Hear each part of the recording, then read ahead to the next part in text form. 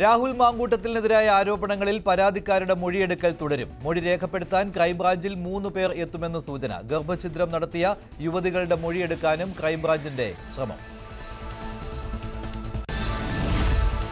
അയ്യപ്പ സംഗമത്തിൽ UDFന്റെ തന്ത്രപരമായ നിലപാട്. സർക്കാരിനോട് ചോദ്യങ്ങളുമായി പ്രതിപക്ഷം. യുവതീ പ്രവേശന നിലപാട് മാറിയോ എന്ന് വ്യക്തമാക്കണം. സംഗമം രാഷ്ട്രീയ കാപട്യമെന്ന് VD സതീശൻ.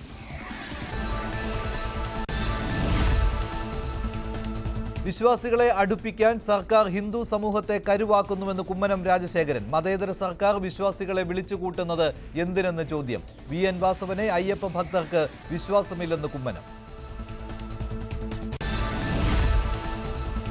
CPM ഇന്നും നാളെയും ഇന്നലെയും വിശ്വാസികൾക്കൊപ്പമെന്ന് സംസ്ഥാന സെക്രട്ടറി MV ഗോവിന്ദൻ. സ്ത്രീ പ്രവേശനം കഴിഞ്ഞ അധ്യായമെന്ന് ആവർത്തിച്ച് CPM സംസ്ഥാന സെക്രട്ടറി. വർഗീയവാദികളെ അയ്യപ്പ സംഗമത്തിലേക്ക് പ്രവേശിപ്പിക്കരുതെന്നും MV ഗോവിന്ദൻ.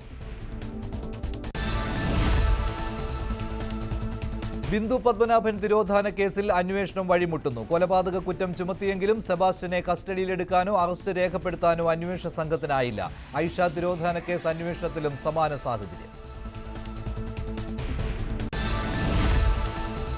കൊച്ചിയിൽ വിവിധ ലഹരി കേസുകളിലായി 4 പേർ പിടിയിൽ. എളമക്കരയിൽ നിന്ന് 2.5 കിലോ കഞ്ചാവും തോപ്പുംപടി, പാലാരിവട്ടം എന്നിവിടങ്ങളിൽ നിന്ന് MDMAയും പിടികൂടി. പിടിയിലായവരിൽ ഒഡീഷ സ്വദേശി.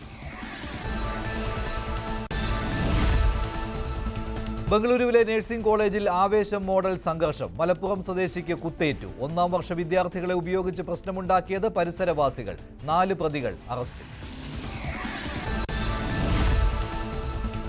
കൈക്കൂലി കേസിൽ മരട് SI ഗോപകുമാറിനെ ഇന്ന് മജിസ്ട്രേറ്റിന് മുന്നിൽ ഹാജരാക്കും. വിജിലൻസിന്റെ പിടിയിലായത് ഇന്നലെ. വാഹനാപകട കേസിലെ പരാതിക്കാരനിൽ നിന്ന് 10,000 രൂപ കൈക്കൂലി വാങ്ങുന്നതിനിടെ അറസ്റ്റ്.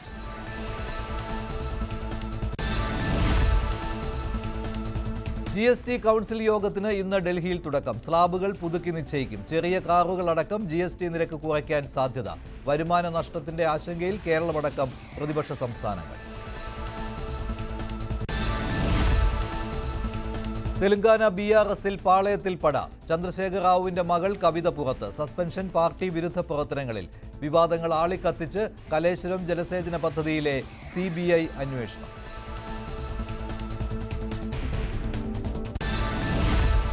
ഉത്തരേന്ത്യയിൽ കനത്ത മഴ. ഗതാഗതക്കുരുക്കിൽ ഡൽഹി. ഗാസിയാബാദിലും നോയിഡയിലും റെഡ് അലർട്ട്. അഫ്ഗാനിസ്ഥാനിൽ വീണ്ടും ഭൂകമ്പം. മരണം 1000 കടന്നു. മണ്ണിനടിയിൽ കുടുങ്ങിയത് നിരവധി പേർ. ഭൂകമ്പത്തിന്റെ പ്രകമ്പനം പാകിസ്ഥാനിലും ഇന്ത്യയിലും. ഇന്ത്യക്കെതിരെ വീണ്ടും ഡൊണാൾഡ് ട്രംപ്. ഇന്ത്യ ഏറ്റവും കൂടുതൽ ചുങ്കം ചുമത്തുന്ന രാജ്യമെന്ന ആരോപണം. ഉൽപ്പന്നങ്ങൾ ഇന്ത്യയിൽ വിൽക്കാനാവാത്ത സ്ഥിതിയെന്ന് ട്രംപ്. അമേരിക്കയ്ക്ക് പരോക്ഷ മുന്നറിയിപ്പുമായി ചൈന.